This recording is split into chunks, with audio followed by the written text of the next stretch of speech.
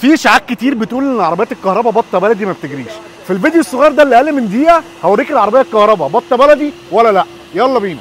دلوقتي هنجمع من 0 ل 100 نشوف كام ثانيه هتجيب العربيه الكهرباء، ونشوف زي ما الناس بتقول بطه بلدي ولا لا. عدوا انتوا، جابت ال 110 في اقل من 3 ثواني.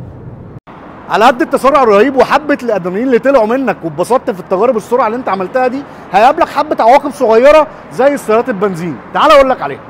اول حاجه من العواقب اللي هتقابلك انك لو معاك عربيه بتمشي معاك 500 كيلو وحبيت تطلع بقى الادرينالين اللي جواك والطاقه اللي جواك وتحب تجري وتعفر على الناس، اول حاجه هتخسرها هي ان لو معاك عربيه بتمشي 500 كيلو، فاحب اقول لك ان العربيه تمشي معاك 400 كيلو لو فضلت على التسارع ده. زي العربيات البنزين بالظبط، لو عديت سرعه ال 120 فالعربيه بتاكل معاك بنزين اكتر.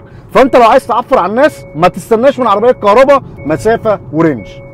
التسارع الرهيب اللي بتحققه العربيات الكهرباء ده لان مفيش مواتير احتراق داخلي زي العربيات البنزين، يعني مفيش فقد للطاقه، يعني مفيش احتراق هنا من الموتور للعجل على طول. ده علشان كده بتحقق لك التسارع الرهيب اللي انت بتشوفه في العربيه الكهرباء. مستني رايك في السيارات الكهربائيه، هل زي ما الناس بتقول بطه بلدي ولا لا؟ لو عايز تعرف اكتر عن عربيات الكهرباء اعمل لي فولو. سلام.